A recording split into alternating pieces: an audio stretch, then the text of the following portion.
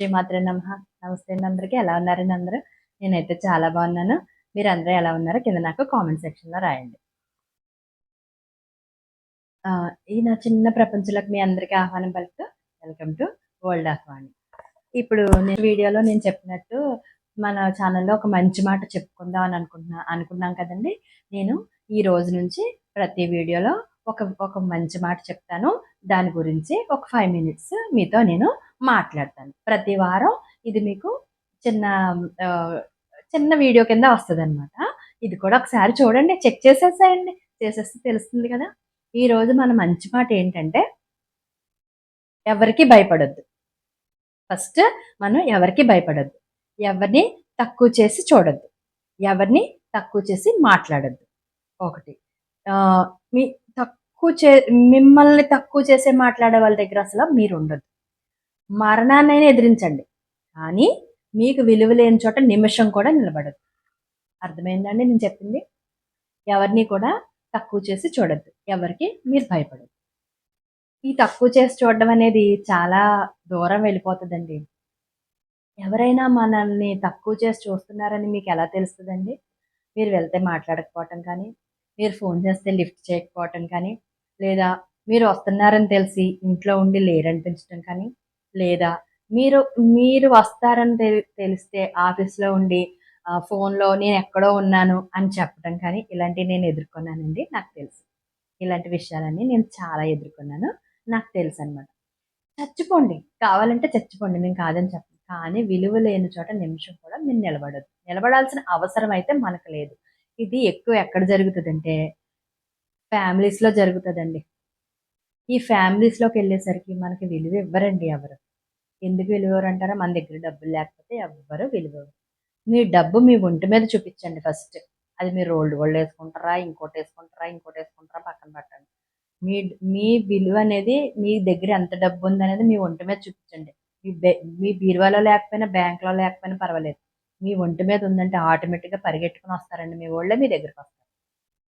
అయితే విలువ లేని చోట ఎక్కడ ఉండొద్దని నేను ఎందుకన్నానంటే, ఇంకా మనల్ని తక్కువ చేసి చూస్తారండి. విలువ లేని చోట మనల్ని తక్కువ చేసి చూస్తారు. ఈ విషయంలో నేను చాలా ఎదుర్కొన్నాను. ఈరోజు నేను నా ఓన్ ఫ్యామిలీనే నేను వదిలేసాను. ఎందుకంటే నాకు అవసరం లేదు. నాకు విలువలు ఇవ్వలేని వ్యక్తులు నాకు అవసరం లేదు. అయితే నేను లా ఆఫ్ అట్రాక్షన్, హోపోనోపోనో నేర్చుకున్నాను కాబట్టి నేను వాళ్ళని క్షమించాను. బట్ నేను వెళ్ళను, నేను చెయ్యను అంటే అవసరమైతే వెళ్తాను. కాసేపు ఉంటాను, వచ్చేస్తాను అంతవరకే. అంతేగాని పని పెట్టి నేనే వెళ్ళి వాళ్ళకి సలాం కొట్టాల్సిన అవసరం అయితే నాకు లేదు. మీరు కూడా మనకు విలువ లేని చోట ఉండొద్దు. ఇంకొకటి ఎవ్వరికీ భయపడొద్దు. భయపడాల్సిన అవసరం మనకి లేదు. ఎవరికి కూడా భయపడాల్సిన అవసరం మనకి లేదు. ఎందుకు భయపడాలండి? మీరు తప్పు చేస్తే మీరు భయపడతారు. తప్పు చేయలేనప్పుడు మీరెందుకు భయపడాలండి? దేనికోసం భయపడాలి? 3 విషయాల్లో భయపడతామండి. ఏంటో చెప్పనండి? 1 మనం తప్పు చేసి తప్పుని దాచిపెట్టినప్పుడు భయపడతాం. 2 ఒక వ్యక్తి మన దగ్గర అబద్ధం చెప్పినప్పుడు అబద్ధాన్ని దాచడం కోసం భయపడతాం. 3 ఏదైనా దొంగతనం చేసినప్పుడు మనం భయపడతాం.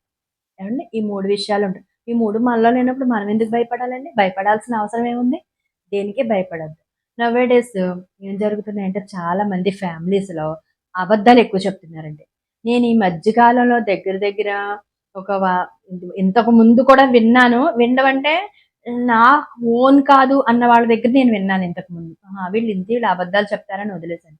ఎప్పుడైతే నా ఓన్ ఈ ఈ మనిషి నా నాది ఈ ఈ నా ఓన్ అనుకుని ఎప్పుడైతే నేను అనుకున్నానో వాళ్ళ దగ్గర కూడా నేను అబద్ధాలు విన్నానండి. దానివల్ల నేను చాలా హర్ట్ అయ్యాను.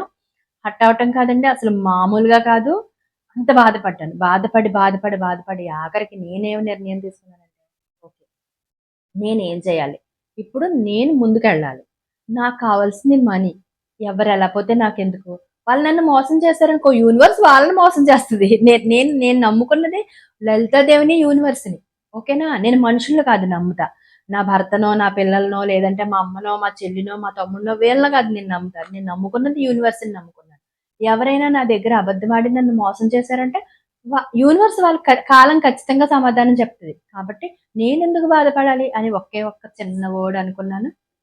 నా నన్ను మోసం చేసినా, నా దగ్గర నా అన్నవాళ్ళు నాకెవరైనా అబద్ధం చెప్పినా, యూనివర్స్ నువ్వు చూసుకో. నాకు సంబంధం లేదు ఈ విషయం అని యూనివర్స్‌కి అప్పచెప్పేసాను. యూనివర్స్ చూసుకుంటది. మాట్లాడితే యూనివర్స్, యూనివర్స్ అంటున్నాను అనుకుంటున్నారా? నాకు యూనివర్స్ మీద చాలా నమ్మకం ఉందండి. యూనివర్స్ ఈజ్ ఈక్వల్ టు కాలం. కాలం మీద నాకు చాలా నమ్మకం ఉంది. కాలం ఎలాంటి మనిషినైనా కింద పడేస్తది. ఎలాంటి మనిషినైనా పైకి లెగదీస్తది. ఏవండీ? ఇది గుర్తుపెట్టుకొని నేను ఈరోజు చెప్పిన ఈ మంచి మాటను మీరు గుర్తుపెట్టుకొని మీరు జీవితంలో అప్లై చేస్తారని కోరుకుంటున్నానండి. Thank you. Thank you so much.